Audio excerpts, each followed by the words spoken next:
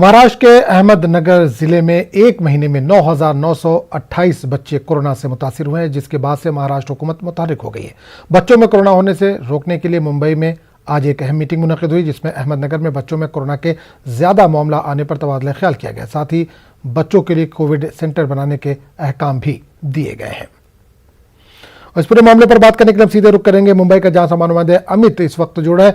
अमित, महाराष्ट्र में कोरोना के केसेस लगातार कम हो रहे हैं, लेकिन दूसरी तरफ बच्चों में ये केसेस ज्यादा बढ़ रहे हैं। अहमदनगर में तकरीबन एक महीने में 10,000 के आसपास केस देखे गए हैं।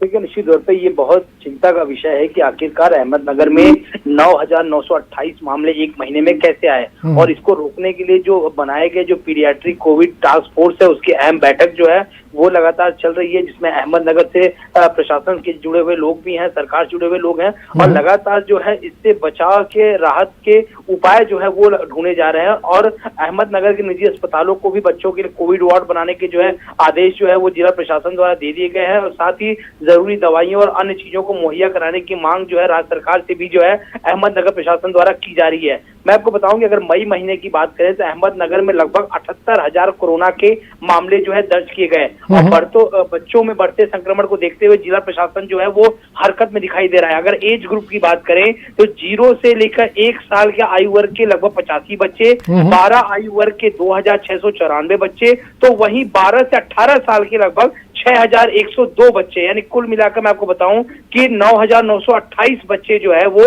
कोरोना से संक्रमित पाए गए। हालांकि इसमें से 97% बच्चे जो है वो एसिम्प्टोमेटिक है, यानी किसी भी प्रकार का लक्षण जो है उनमें दिखाई नहीं दे रहा है।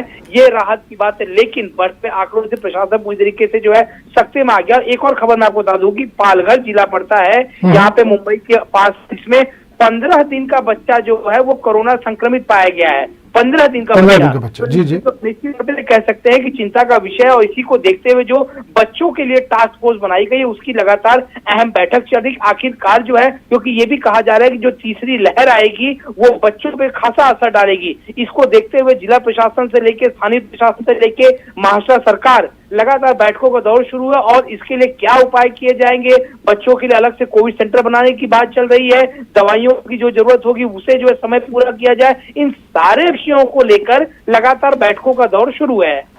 बिल्कुल अमित, हमने देखा कि जो पहला दौर था कोरोना का, उसमें जो बुजुर्ग लोग थे या ज्यादा उम्र के लोग थे वो ज्यादा मुतासिर हुए। सेकंड वेव जो चल रही है उसमें नौजवानों पर ज्यादा इफेक्ट हुआ। ये कहा जा रहा है कि जो तीसरी लहर आएगी उसमें बच्चों पर ज्यादा इफेक्ट होगा। तो क्या इस चीज का खौफ है, इस चीज का लोगों में डर है कि क्या तीसरी लहर आ गई है या आने वाली है?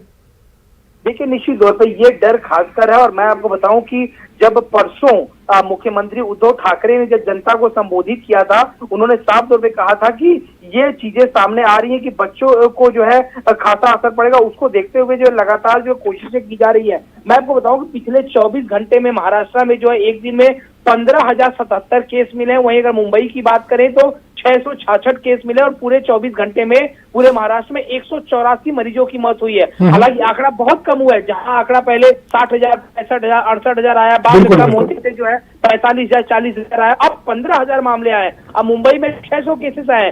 आंकड़े कम हो रहे, लेकिन जिस तरह से बच्चों को लेकर जो है आंकड़े बढ़ रहे हैं वो निश्चित रूप से कह सकते हैं चिंता का विषय है। और इसको देखते हुए मुख्यमंत्री उद्धव ठाकरे ने अधिकारियों समेत पूरे प्रशासन को ये आदेश दिया है कि पूरी तरीके से इसमें जो एक नियमावली बनाई जाए, एक जो है नियम बनाया जाए, और कहां कहां जो है कोविड सेंटर बन सकता है, बच्चों के लिए किस तरह की राहत दी जा सकती है, किस तरह के जो सेंटर बनाए जा सकते हैं।